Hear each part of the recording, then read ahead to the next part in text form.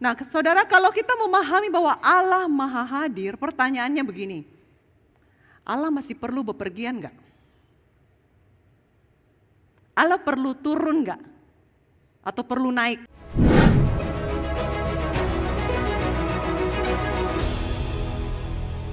Shalom, selamat siang Bapak Ibu jemaat yang dikasihi Tuhan. Bersyukur sekali untuk hari ini kita kembali berkumpul dan juga selamat datang buat rekan-rekan yang berlibur ya, ini masa-masa liburan. Dan bersamaan dengan itu juga saya menyambut jemaat Malino, jemaat Bali, ya, jemaat di Malaysia, di lagi Guancoka, Singapura yang lagi berlibur.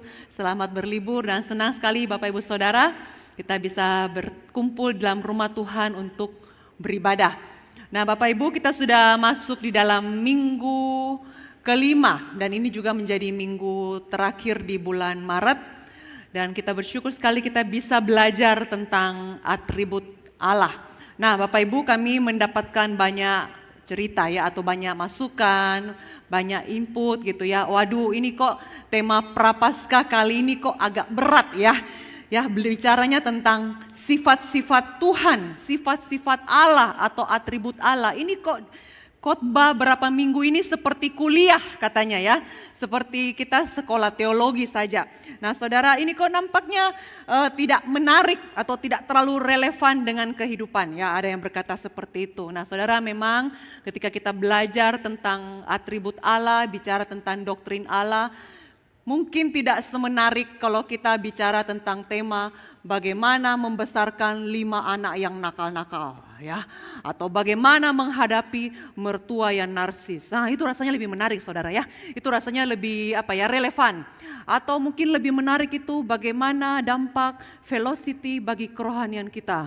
Ya, apalagi kalau pas WL-nya itu ajarin capap begitu ya, jemaatnya begitu ya. Itu kayaknya lebih menarik ya dibandingkan kalau kita belajar tentang Allah. Nah, Saudara, saya tidak henti-hentinya mendorong jemaat untuk punya hati terus belajar Saudara ya.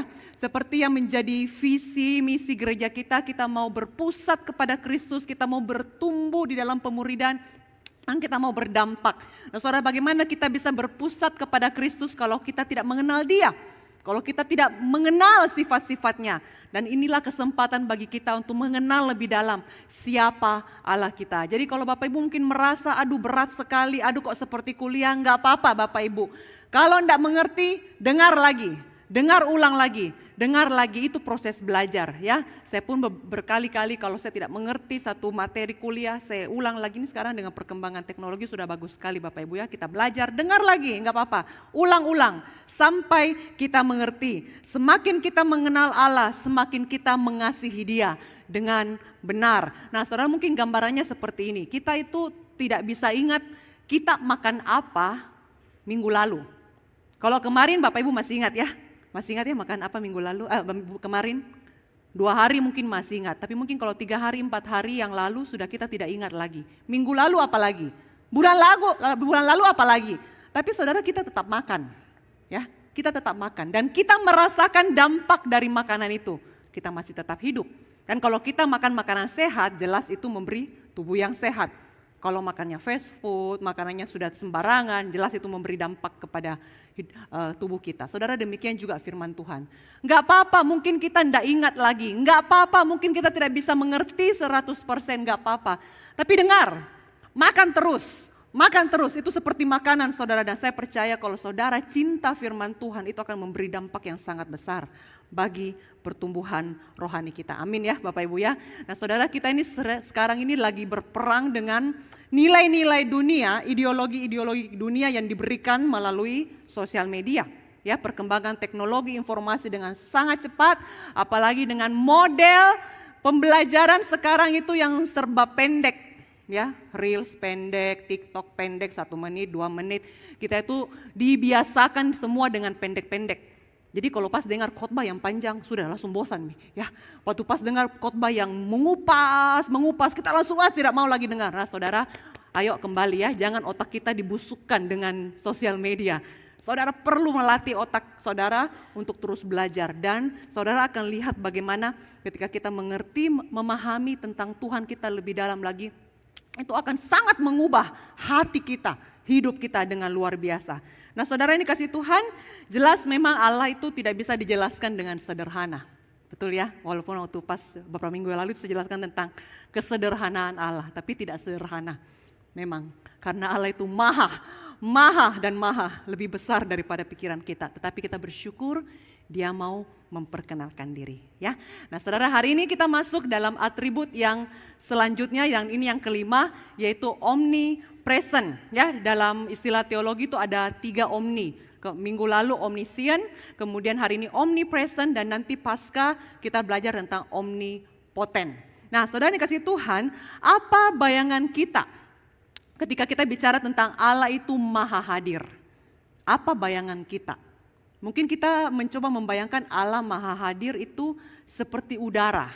Ya, udara itu tidak kelihatan, tapi dia ada. Ya, udara itu ada walaupun tidak terlihat. Nah, udara juga bergerak, udara itu mengisi ruangan, udara itu ada di mana-mana. Mungkin bayangan kita seperti itu. Tapi saudara, kita tidak bisa membayangkan Allah itu seperti udara, jelas. Karena udara itu adalah materi, ya. Dia punya massa, dia bergerak, dia bisa diukur. Sedangkan Allah itu bukan materi. Allah adalah roh dan Allah tidak bisa diukur. Ada ruangan yang hampa udara. Allah di mana saja dia mengisi ruangan itu. Jadi kita mungkin tidak bisa membayangkan Allah itu seperti udara. Lalu apa artinya maha hadir? Nah saudara, maha hadir itu apa maksudnya? Mungkin sederhananya kita bilang, oh Allah maha hadir atau maha ada, itu artinya Allah itu ada di mana-mana, begitu ya. Allah ada di mana-mana. Saudara, Bapak Ibu, kalau Allah ada di mana-mana, itu menghibur atau menakutkan bagi saudara? Menghibur atau menakutkan, saudara? Menghibur ya, syukur kalau menghibur. Tapi ada yang membayangkan, kok menakutkan ya? Kalau Allah itu seperti CCTV. Wah, ada Allah ya, CCTV ada. Jadi kita seperti takut. Nah, saudara, itu kalau kita memahami Allah di mana-mana titik, itu bisa jadi menakutkan. Dan itu sebenarnya untuk tingkat anak TK. Ya, kalau kita jelaskan sama sekolah minggu, anak-anak, apa itu Allah maha hadir? Oh, Allah ada di mana-mana. Saudara, itu anak TK. Dan tentu saja kita mau naik kelas, ya. Kita mau belajar lebih dalam tentang Allah yang maha hadir itu seperti apa. Yang kelihatannya mungkin sederhana, tapi sebenarnya tidak sederhana. Mari kita lihat apa maksudnya Allah itu maha hadir. Yang pertama, Allah maha hadir atau Allah maha ada artinya dia lebih besar daripada tempat. Dalam 1 Raja-Raja pasal 8 ayat 27 dikatakan, benarkah Allah hendak diam di atas bumi? Sesungguhnya langit, bahkan langit yang mengatasi segala langit pun tidak dapat memuat engkau. Terlebih lagi rumah yang kudirikan ini. Saudara, ini adalah doa Salomo. Waktu selesai dia membangun bait suci yang paling megah dalam sejarah dunia. Lalu dia berdoa, Tuhan, langit saja tidak muat engkau. Apalagi rumah yang saya buat ini. Jadi artinya bahwa Allah itu lebih besar. Dia tidak bisa dikurung dalam satu tempat. Tidak bisa dibatasi dalam satu tempat. Dia menciptakan tempat. Dan dia lebih besar daripada tempat. Dan karena Allah lebih besar daripada tempat, maka dia memenuhi semua tempat. Memenuhi segalanya. Yeremia 23 ayat 24 juga mengatakan demikian. Bahwa sekiranya ada seseorang menyembunyikan diri dalam tempat persembunyian, masakan aku tidak melihat dia? Demikianlah firman Tuhan. Tidakkah aku memenuhi langit dan bumi? Demikianlah firman Tuhan. Jadi Allah tidak bisa dibatasi. Bahkan langit sekalipun yang dikatakan tidak terbatas itu, yang alam semesta tidak bisa memenuhi atau Allah tidak bisa dibatasi. Allah itu tidak bisa dibatasi oleh tempat. Nah saudara, Louis Berkhof dalam bukunya Teologi Sistematika yang bicara tentang doktrin Allah, dia mengatakan begini, maha hadir itu mempunyai pengertian bahwa Allah mengisi seluruh bagian dari ruangan dan waktu dengan seluruh keberadaannya. Nah artinya apa Bapak Ibu? Artinya bahwa begini, jangan kita membayangkan Allah itu seperti raksasa yang sangat besar, yang dimana kepalanya ada mungkin di utara, kakinya ada mungkin di selatan, ya, tangannya itu membentang, lalu dia tengah-tengah. Lalu mungkin kita bayangkan bagaimana itu Allah bisa memenuhi seluruh bagian tempat ini ya, seluruh bumi ini ya. Saudara, tidak. Ketika kita memahami Allah Maha Hadir, maka Dia itu memenuhi segala tempat dan waktu secara bersamaan, sekaligus. Nah, saudara, di dalam Alkitab ini banyak menggunakan istilah-istilah di mana seolah-olah Allah itu mempunyai anggota tubuh. Nanti ada ayat ini kita baca ya. Tangan Tuhan gitu ya. Atau tumpuan kaki Tuhan. Telinga Tuhan. Apalagi mata Tuhan. Ini seperti seolah-olah Tuhan itu punya anggota tubuh. Tapi sebenarnya jelas tidak. Nah, saudara, ini adalah penggunaan gaya bahasa namanya sinekdoke. Artinya satu anggota tubuh itu mewakili seluruh keberadaannya. Contohnya, nanti pulang mau masak babi tore. Nah ya, di rumah kita sudah siapkan 2 ekor babi. Pertanyaannya Bapak Ibu cuma siapkan ekornya? Enggak toh? Artinya apa? Semuanya. Nah itu artinya. Jadi waktu kita bilang tangan Tuhan atau mata Tuhan, telinga Tuhan, itu mewakili apa? Seluruh kehadiran Allah ada di sana. Jadi ini permainan gaya bahasa Bapak Ibu. Jadi artinya bahwa Allah Maha Hadir itu seluruh esensinya, seluruh esensi Allah itu ada sekaligus secara bersamaan. Tidak dibatasi waktu, tidak dibatasi oleh tempat. Jadi Allah tidak bisa satu bagian di sini hanya ada sifatnya, sifat adilnya, lalu tidak ada sifat kasihnya. Oh, sifat kasihnya ada di sana. Oh, terpisah-pisah. Saudara, kita sudah belajar ya. Allah itu satu, artinya Allah tidak bisa dipisah-pisah, tidak bisa dibagi-bagi. Jadi waktu dikatakan Dia hadir, Dia Maha Hadir, semua, seluruh keberadaannya ada di sana. Itu yang pertama, Bapak Ibu Saudara. Yang kedua, karena Dia tidak bisa dibatasi oleh tempat, maka Allah tidak bisa tidak ada di satu tempat. Silakan tolong bantu slide-nya. Allah tidak bisa tidak ada di satu tempat. Mazmur 139 yang merupakan kelanjutan dari minggu lalu, ini Daud kembali menjelaskan tentang Allah ya. Jadi minggu lalu kita sudah belajar tentang satu bagian Mazmur tentang kemahatauan Allah. Dan ini satu bagian Mazmur yang bicara tentang kemahahadiran Allah. Kita ikuti saudara bagi pembacaan ini. Ayat yang ke-7, kemana aku dapat pergi menjauhi roh-Mu? Kemana aku dapat lari dari hadapan-Mu? Jika aku mendaki ke langit, Engkau di sana. Jika aku menaruh tempat tidurku di dalam dunia orang mati, di situ pun Engkau. Jika aku terbang dengan sayap fajar dan membuat kediaman di ujung laut, juga di sana tangan-Mu akan menuntun aku dan tangan kanan-Mu memegang aku. Nah, ini ada penggunaan kata tangan ya Bapak Ibu Saudara ya. Nah saudara, jadi ini sebenarnya apa ya, gaya bahasa puisi. Dan ini pertanyaan kalau kita lihat di ayat yang ke-7 Bapak Ibu, ini pertanyaan yang sebenarnya tidak perlu dijawab. Kan Daud bilang begini, kemana aku dapat pergi menjauhi roh-Mu? Ini pertanyaan retoris. Artinya kita tahu kok, Daud gak akan mungkin bisa lari. Tidak akan mungkin bisa pergi dari hadapan Tuhan. Walaupun dia selalu berusaha lari, pergi dari hadirat Allah, tapi dia tidak akan pernah pergi. Karena Allah adalah Maha Hadir. Nah saudara, ini menggambarkan bagaimana kemahahadiran Allah. Ya. Jika aku mendaki ke langit, wah langit itu bicara tentang batas atas, paling atas. Atau ketika aku turun atau menaruh tempat tidurku dalam dunia orang mati, itu bicara batas bawah. Ini saudara, ini bicara tentang dunia roh ya. Dunia yang tidak terlihat, Daud sendiri tidak tahu di mana, tetapi dibilang Tuhan, Engkau ada di sana. Waktu aku terbang dengan menggunakan sayap fajar, itu bicara tentang batas paling timur. Lalu membuat kediaman di ujung laut, itu batas paling barat. Dan itu apa? Tuhan pun hadir. Jadi saudara, ini artinya apa? Dengan penggunaan bahasa puisi ini, Daud mau ngomong sama kita. Tidak ada satu tempat pun yang Allah tidak hadir. Karena Allah tidak bisa tidak ada di satu tempat. Nah saudara yang dikasihi Tuhan, karena Allah Maha Hadir, maka Agama atau kepercayaan yang mengajarkan bahwa Allah itu hanya milik satu golongan tertentu, atau milik atau berkuasa hanya di wilayah tertentu, itu jelas adalah agama-agama palsu. Nah, saudara, saya jelaskan dulu dalam konsep pemahaman dunia kuno pada saat itu. Bagi orang-orang dunia kuno pada saat itu, Allah mereka itu masing-masing itu punya wilayah teritorial. Jadi kalau Allah atau dewa orang Filistin, maka Allahnya itu hanya berkuasa di wilayahnya. Orang Amori juga punya Allah di wilayahnya saja. Orang Amalek juga Allahnya hanya berkuasa di wilayahnya. Jadi kalau mau berperang, apa yang mereka lakukan? Mereka bawa dewanya. Bawa dewanya pergi berperang. Supaya apa? Dewanya juga berkuasa dan bisa menaklukkan tempat lain.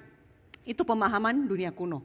Itu agama-agama dunia kuno. Nah, Bapak Ibu, waktu bangsa-bangsa melihat bangsa Israel bisa menaklukkan bangsa-bangsa di sekitarnya yang dia lewatin tuh dikalahin, mereka ketakutan.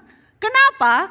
Karena yang mereka lihat, yang mereka pahami, Tuhan atau dewa itu nggak bisa menguasai semuanya. Ya, ada yang dewa laut, ada yang dewa langit, ada yang dewa daerah sini, daerah sini. Tapi lihat nih, Allahnya orang Israel, dia mengalahkan semua bagian. Dia menaklukkan semua daerah. Dan itu menunjukkan apa? Bahwa Tuhan, Yahweh, menguasai seluruh tempat. Dia berkuasa di atas segala tempat dan tidak ada tempat apapun yang bisa membatasi kuasanya. Itulah sebabnya bangsa-bangsa di sekitar Israel itu gemetar. Mereka ketakutan melihat Tuhannya orang Israel. Nah, Bapak Ibu Saudara yang dikasihi Tuhan, bicara tentang Allah yang maha hadir ini, dalam cara yang tidak kita pahami, tidak kita mengerti, tidak mungkin sulit masuk dalam logika kita. Kita melihat bahwa Allah itu bisa hadir secara pribadi, secara langsung di setiap lokasi, secara bersamaan, dan Allah bisa bertindak secara bersamaan di lokasi yang berbeda. Ini hal yang luar biasa, saudara ya. Hal yang sangat amazing, yang besar sekali. Dan karena Allah adalah Allah yang maha hadir, maka dia melampaui waktu. Dia melampaui tempat. Allah bisa hadir sekaligus di masa lalu kita, masa sekarang, dan masa akan datang. Allah bisa sekaligus hadir di dalam semua tempat, karena dia tidak terikat waktu dan tempat. Nah, Bapak Ibu, kemahahadiran Allah ini tidak bisa kita bayangkan. Kenapa? Karena kita tidak punya pengalaman itu. Betul ya? Kita tidak punya pengalaman itu. Kita ini terikat dengan kronologi, urutan waktu. Hari kemarin sudah lewat, kita nggak bisa kembali ke kemarin. Hari ke depan yang belum terjadi, kita nggak tahu. Kita nggak bisa ada di sana. Kita hanya bisa hadir atau ada hari ini, sekarang, saat ini. Kita pun kalau mau pindah tempat, kita harus bergerak. Mau turun, harus turun. Ya, kita kan mau pikir, aduh penginku mau Kak juga pergi Malino sama temanku. Tapi saya hari ini pelayanan. Seandainya saya bisa hadir 2 tempat sekaligus ya gitu ya. Dan kita nggak bisa. Kita nggak punya pengalaman itu. Kita harus bergerak. Itu pun bergerak kita sering terlambat begitu ya. Terlambat ya, kita dibatasi dengan ruang dan waktu. Nah, saudara, itulah keterbatasan kita. Nah, saudara, kalau kita memahami bahwa Allah maha hadir, pertanyaannya begini. Allah masih perlu bepergian enggak? Allah perlu turun enggak? Atau perlu naik? Perlu, saudara? Enggak perlu, jelas, karena dia maha hadir. Tapi yang menarik di dalam Alkitab, ada banyak cerita yang menceritakan tentang Allah itu turun. Nah, waktu orang-orang itu membangun Menara Babel, ya dikatakan tinggi ke langit. Lalu dikatakan Allah itu turun untuk melihat. Saudara, ini sebenarnya kalau di eksposisi ya dijelaskan itu bagus sekali sebenarnya apa maksudnya itu. Mereka sudah pikir sudah tinggi sampai di langit, tapi Tuhan bilang enggak, saya perlu turun untuk lihat. Artinya belum sampai ke langit. Ya, ini penggunaan gaya bahasa. Ini gaya bahasa sarkasme sebenarnya, saudara. Jadi itu Alkitab itu menggunakan gaya bahasa yang seperti seolah-olah itu Tuhan pindah. Tuhan turun, Tuhan naik, Tuhan hadir, Tuhan datang. Padahal sebenarnya dia maha hadir. Nah, Ini gaya bahasa antropomorfis Bapak Ibu ya. Jadi Allah itu digambarkan seperti manusia. Makanya kita ketemu misalnya Allah menyesal. Nah, apa maksudnya Allah menyesal? Jadi jangan bayangkan Allah menyesal itu seperti begini. Kita beli rumah, kebanjiran. Lalu kita menyesal, aduh kenapa saya beli ini rumah daerah ini. Nah, itu kita. Tapi kita tidak bisa bayangkan Allah menyesal itu seperti itu. Nah, nanti mau tahu lebih dalam, ikut kelas pembinaan ya saudara ya. Siap-siap, itu nanti akan dibahas semua ketika kita belajar tentang Alkitab. Nah Bapak Ibu Saudara, inilah satu gambaran. Ini saya kasih tahu ini supaya jemaat bisa tahu ya. Ini gaya bahasa keindahan yang digunakan di dalam Alkitab. Bahwa Allah itu maha hadir sehingga dia tidak dibatasi oleh apapun. Nah Bapak Ibu Saudara, saya ingin memberitahukan satu hal yang menarik. Ada hal yang menarik tentang kehadiran Allah, yaitu Allah yang maha hadir, hadir di suatu tempat. Nah begini, di satu sisi kita tahu bahwa Allah itu ada di mana-mana, ya, dia hadir di mana saja. Tetapi di sisi lain kita tahu bahwa Allah itu secara khusus bisa hadir di satu tempat. Contoh, waktu Allah menampakkan diri kepada Musa dalam bentuk semak belukar yang menyala yang tidak terbakar. Tuhan bilang apa? Musa, buka sepatumu, tempat yang kau ada sini kudus. Jadi Allah secara khusus hadir di satu tempat. Kita tahu juga bahwa ketika bangsa Israel dalam perjalanan di padang gurun, Tuhan hadir secara khusus dalam tiang awan, tiang api. Kita tahu juga ketika mereka selesai membangun kemah suci dan ada tabut perjanjian, Allah hadir secara khusus di dalam tempat itu. Jadi saudara, di Alkitab juga menceritakan bahwa selain Allah itu maha hadir, Allah juga hadir secara khusus di tempat-tempat tertentu. Nah, disinilah kita melihat aspek yang lebih dalam tentang apa itu kehadiran Allah. Ini dia Bapak Ibu Saudara.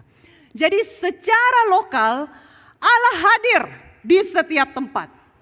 Dan secara relasional Allah hadir secara khusus di satu tempat untuk umatnya. Nah saudara, inilah aspek yang lebih mendalam tentang kemahahadiran Allah. Inilah keindahan kehadiran Allah bagi umatnya. Nah saudara, kebenaran ini sangat banyak bergema di dalam Alkitab. Bagaimana Allah hadir secara relasional. Dia itu dekat. Bukan hanya secara lokal, oh Allah hadir di mana saja, seperti seolah tidak terjangkau. Tetapi Allah hadir secara khusus. Dan waktu Allah hadir secara khusus, apa yang dia nyatakan? Apa yang dia kasih? Providensia. Apa itu? Pemeliharaan. Waktu Allah hadir secara khusus, dia pelihara, dia peduli, dia jaga, dia menyertai, dia ajar, dia didik. Bahkan ketika umatnya kepala batu, dia pukul, dia hajar. Nah saudara, inilah yang membedakan kehadiran Allah secara relasional untuk umatnya dengan kemahahadiran Allah bagi yang bukan umatnya. Saudara, analoginya yang paling gampang itu begini. Sebagai orang tua, di sini kan banyak yang sudah jadi orang tua ya.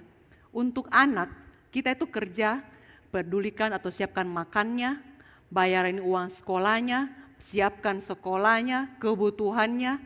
Betul? Karena dia anak kita. Kita tidak perlakukan itu kepada anak orang lain. Karena dia bukan anak kita. Waktu anak kita nakal, waktu anak kita melakukan pelanggaran, kita kasih peringatan.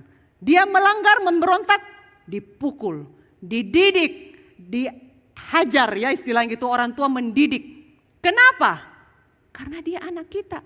Kita tidak bikin itu kepada anak orang lain. Kita bisa masuk penjara saudara kalau kita melakukan itu kepada anak orang lain. Nah inilah yang membedakan relasi.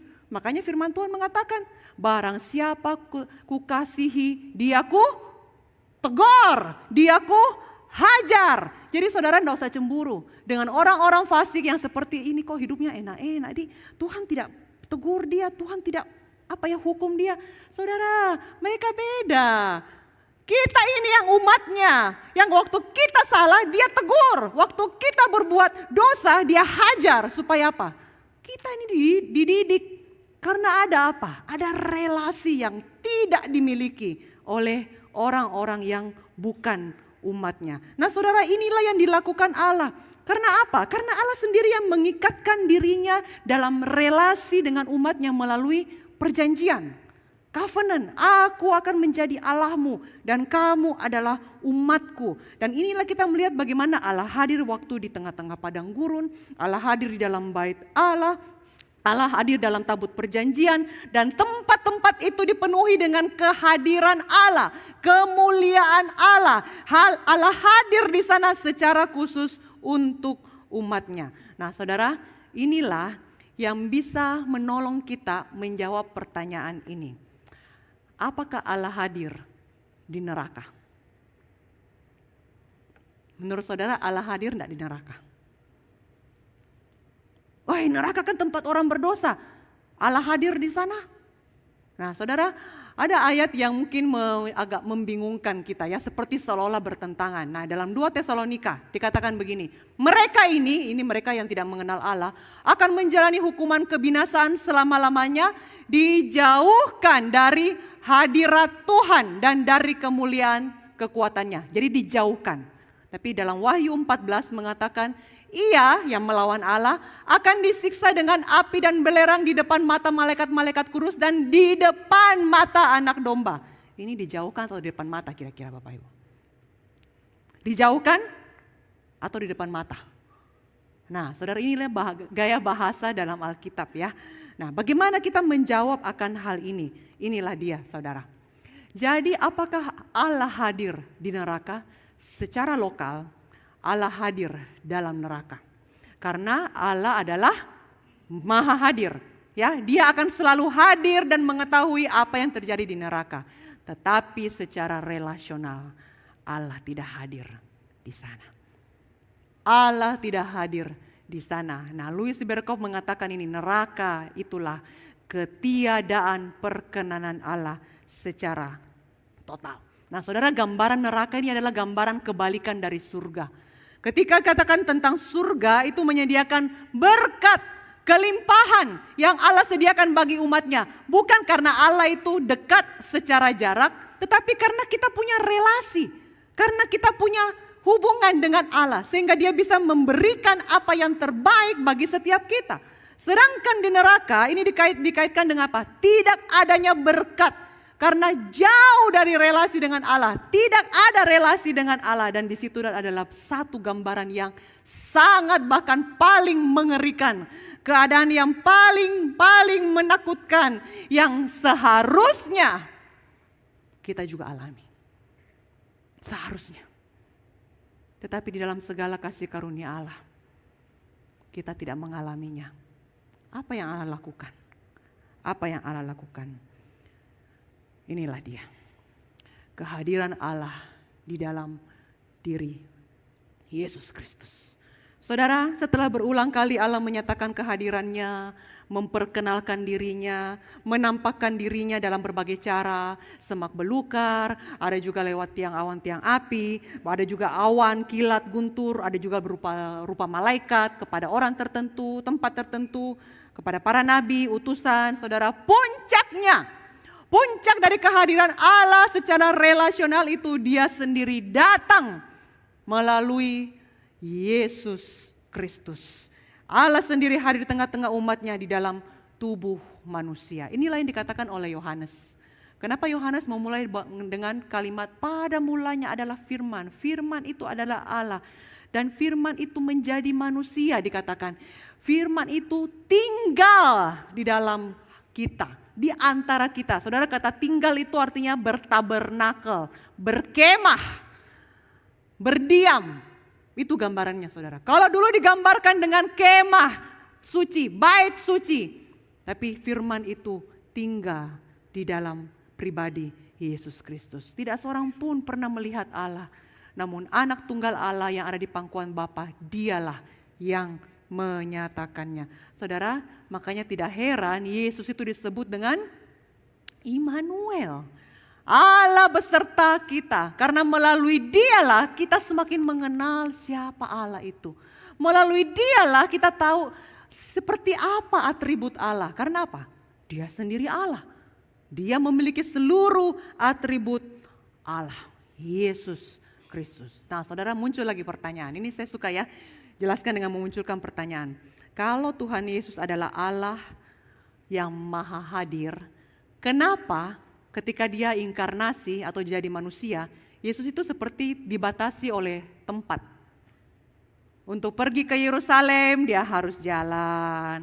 Pergi menyeberang sana dia harus naik perahu, ya jalan ya. Jadi seperti kita manusia, kok harus pindah. Jadi dalam wujud dia sebagai manusia inkarnasinya, Yesus ini seperti seolah-olah terbatas dengan tempat, dengan tubuh manusia. Nah, saudara yang dikasih Tuhan, inkarnasi Yesus ini merupakan hal yang unik memang. Di mana pribadi kedua Allah Tritunggal itu hadir di dalam tubuh manusia. Sebagai seorang manusia memang benar, Yesus itu dalam tanda kutip terbatas oleh tubuh. Untuk dia pindah ke satu tempat, dia harus berjalan. Dia tidak bisa berada di 2 tempat atau 3 tempat bahkan lebih sekaligus. Karena dia dibatasi oleh tubuh manusia. Tetapi di dalam Alkitab Bapak Ibu, ada banyak cerita yang menunjukkan bahwa Yesus bisa melakukan banyak hal, kemampuan, kuasa yang melampaui tempat. Yang melampaui tempat dia berada atau dikatakan jauh dari lokasinya. Apa saudara? Nah, ini contoh-contohnya. Yang pertama saudara ya, dalam kisah perwira di Kapernaum yang datang sama Yesus kan, guru tolong ya, ini hambaku sakit, tolong sembuhkan. Tapi yang menarik adalah Yesus tidak menyembuhkan dengan datang ke rumah perwira tersebut. Yesus bilang apa? Pulanglah. Sudah sembuh itu hambamu. Yesus tidak harus pindah tempat saudara. Menarik ya. Atau ini salah satu contoh lagi. Ya, anak perempuan Sirofenisia. Ya, ini perempuan Sirofenisia ini orang non-Yahudi. Dia minta belas kasihan, Tuhan tolong anak perempuanku kerasukan setan, tolong sembuhkan. Yesus kan bilang, enggak benar ini, roti ini hanya diberikan untuk anak-anak. Oh, tidak diberikan kepada anjing. Oh ya oke lah, biarlah anjing itu yang makan remah-remahnya. Nah, Yesus bilang apa? Pulang, imanmu menyelamatkan kau. Yesus tidak pindah tempat saudara. Tapi dia bisa menyembuhkan dan mengusir roh jahat yang ada di anak perempuan Sirofenisia tersebut. Nah, ada satu lagi kisah sebenarnya saudara ya, yaitu Nathanael. Ketika Yesus berjumpa dengan Nathanael, Yesus bilang apa? Inilah orang Israel yang sejati, tidak ada kepalsuan dalam dirinya. Nathanael bilang, kenapa kau bisa kenal saya? Kita belum ketemu, baru ini ketemu. Yesus bilang apa? Saya sudah melihat engkau. Sebelum Filipus memanggil engkau, aku telah melihat engkau di bawah pohon ara. Itu belum ketemu saudara. Jadi saudara, kita melihat bahwa secara fisik ketika Yesus hadir dalam dunia ini memang dia dibatasi oleh tubuh manusia. Tetapi di dalam atributnya sebagai Allah yang maha hadir, Yesus bisa melakukan, bisa tahu apa yang terjadi di luar posisinya saat itu. Nah saudara yang dikasih Tuhan, ini hal yang sangat indah. Jadi apakah Yesus maha hadir? Yes, karena dia adalah Allah. Maka saat dia menjadi manusia yang terbatas dengan tubuh fisik, dia tetap maha hadir. Makanya saudara jangan gampang terkecoh ya dengan pertanyaan begini. Ini dari kaum sebelah. Oh kalau Tuhan itu maha hadir, kalau Yesus itu datang ke dalam dunia, jadi itu surga kosong nih. Siapa yang ada di surga? Nah ini saudara pertanyaan bodoh-bodoh ini memang. Ya ini orang yang tidak mengerti tentang atribut Allah. Yesus memang maha hadir, walaupun dia tetap ada dalam dunia, dia juga ada di mana saja, karena dia adalah Allah. Nah saudara, Yesus Kristus inilah yang merupakan puncak penyataan tertinggi tentang siapa Allah itu. Puncak kehadiran Allah secara relasional.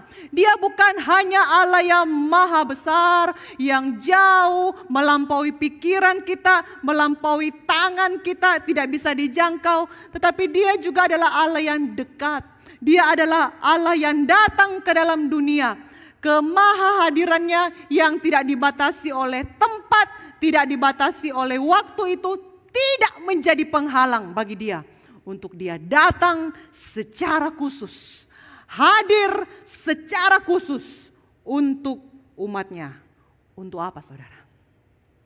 Untuk apa? untuk mengerjakan satu karya yang paling agung, paling mulia, paling besar bagi keselamatan umatnya. Dan inilah yang kita renungkan dalam masa-masa Prapaskah ini.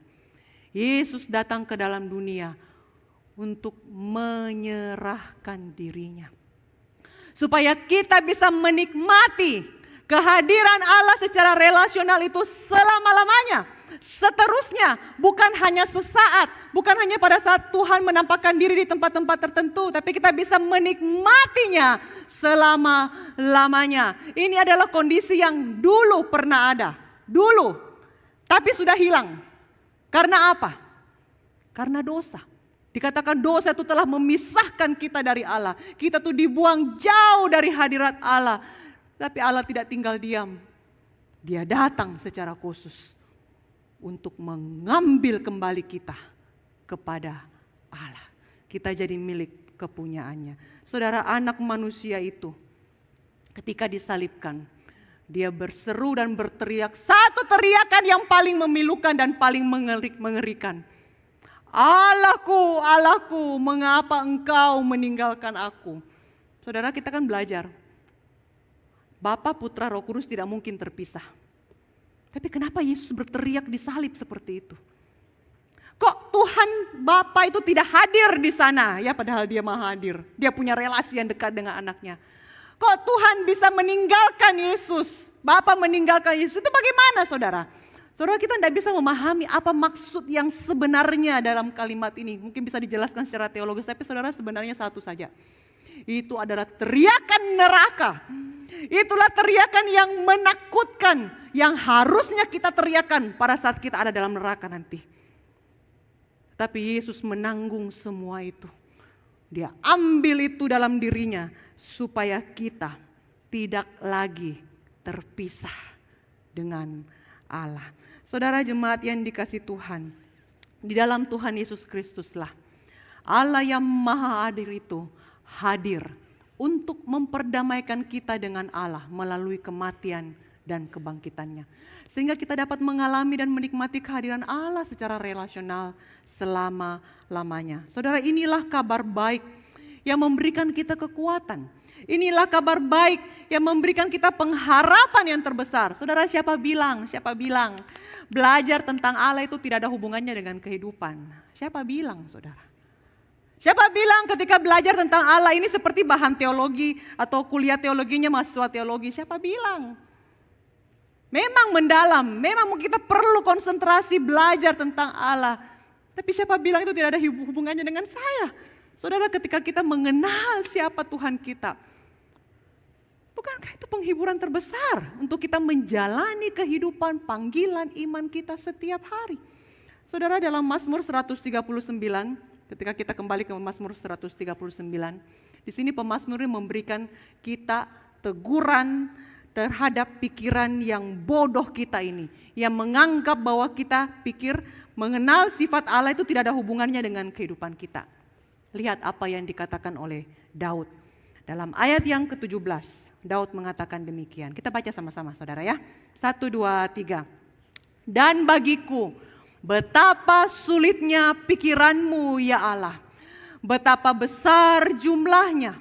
Jika aku mau menghitungnya, itu lebih banyak daripada pasir.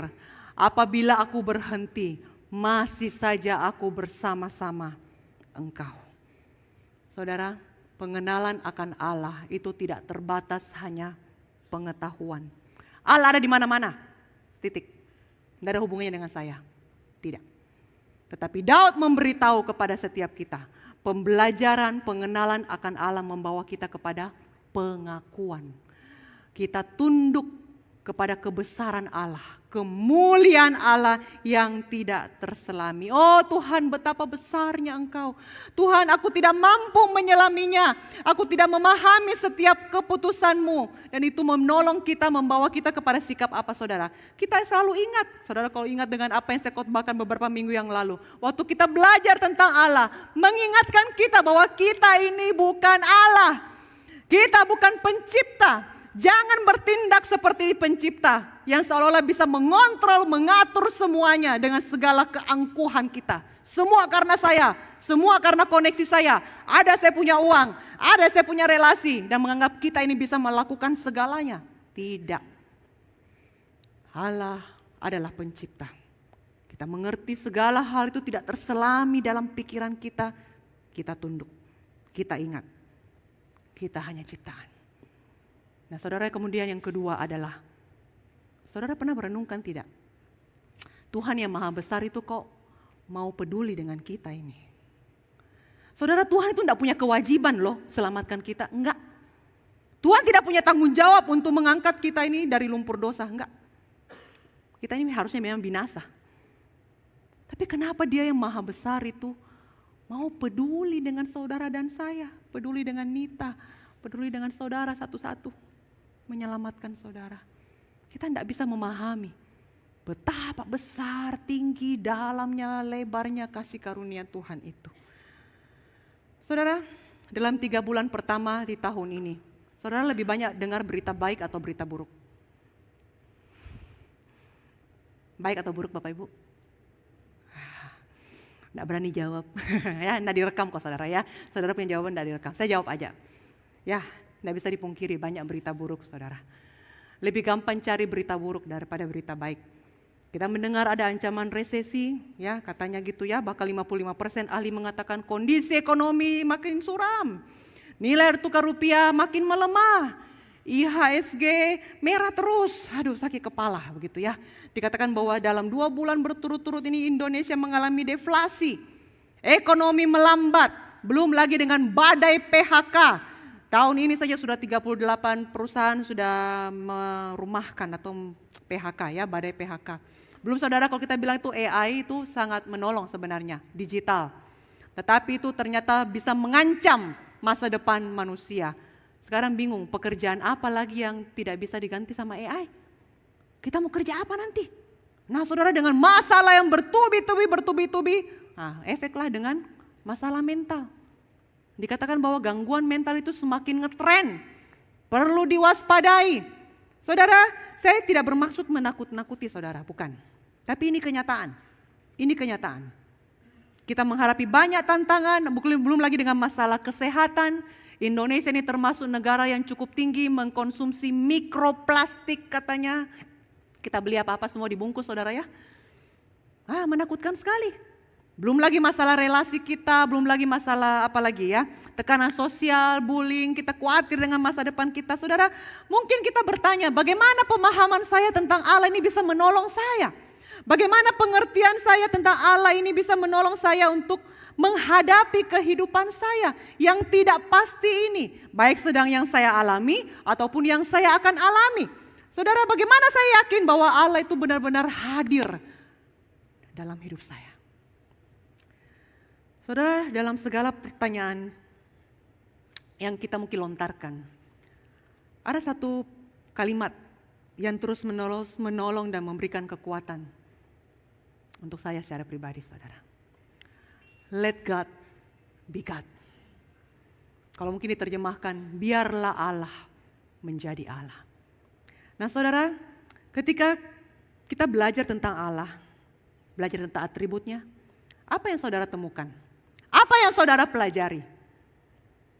Saudara, bukankah kita menemukan adalah kemuliaan Tuhan? Keagungan Tuhan, bukan bahan kuliah anak STT, bukan. Tapi kita melihat bagaimana kebesaran Allah yang melampaui pikiran kita. Ya akhirnya kita tidak mengatakan let me be God. Enggak. Karena kita lemah, kita berdosa, kita bukan Allah. Kita tidak bisa mengontrol kehidupan kita. Kita mungkin hanya bisa memprediksi, mempersiapkan. Tapi kita tidak bisa memegang semuanya. Sehingga kita hanya bisa mengatakan let God be God. Ini adalah ungkapan penyerahan penuh, iman kepada Tuhan. Tuhan bertindak dengan semua kesempurnaan sifat-sifatnya. Bahkan yang terjadi itu tidak sesuai dengan harapan kita, berbeda dengan yang kita pikirkan. Saudara, apa yang kita bisa katakan ketika kita mengenal Tuhan? Kita hanya bisa mengatakan, Tuhan, saya percaya penuh dengan semua yang Kau lakukan. Engkau sempurna, Engkau tidak pernah salah. Tuhan, saya percaya Engkau tidak terkejut dengan semua peristiwa ini. Tuhan, saya percaya Engkau tidak kehilangan kendali. Bahkan di tengah-tengah situasi yang seperti seolah-olah begitu hektik, kacau balau, di luar kendali saya. Saya nggak tahu lagi saya harus buat apa. Tetapi saya percaya Tuhan, Engkau tidak pernah salah. Karena Engkau adalah Allah. Saya adalah manusia yang terbatas. Saya adalah manusia yang berdosa. Dan saya percaya, saudara katakanlah ini. Kalau yang terbesar Engkau sudah lakukan. Engkau sudah mengorbankan dirimu bagi keselamatanku. Saya percaya hidupku sekarang. Sampai saya selesai menjalankan perjalanan iman saya. Tuhan pasti jaga. Tuhan pasti hadir. Tuhan tidak akan pernah meninggalkan saudara dan saya lagi. Saudara jemaat yang dikasihi Tuhan, Allah yang maha hadir itu melebihi tempat, tidak dibatasi oleh tempat. Dan tidak ada tempat yang dia tidak hadir. Dia hadir. Dan secara khusus dia hadir di dalam pribadi Yesus Kristus. Dia sudah menyelamatkanmu, menyelamatkan saya. Dan secara khusus dia hadir dalam pribadi Roh Kudus yang ada dalam diri kita. Kita ini sudah dicap saudara, materai. Kita punya materai bahwa kita ini miliknya Tuhan. Dan itu menjadi jaminan bahwa tidak ada apapun dalam dunia ini yang bisa menghilangkan atau melepaskan kita dari tangan Allah. Tidak ada yang bisa merebut kita dari tangan kasih-Nya. Saudara, bukankah ini penghiburan yang paling menghibur bagi kita? Saya mungkin tidak bisa memberikan tips-tips saudara bagaimana menghadapi ekonomi, keadaan anak yang nakal ataupun apa saudara. Karena situasi kita selalu berubah. Keadaan pergumulan kita berbeda-beda. Tapi penghiburan terbesar adalah Yesus hadir untukmu dan untukku. Secara relasional. Dan itu menjadi kekuatan terbesar bagi kita. Bahwa apapun keadaanmu, dia tidak pernah meninggalkan. Let God be God. Mari kita tunduk kepala.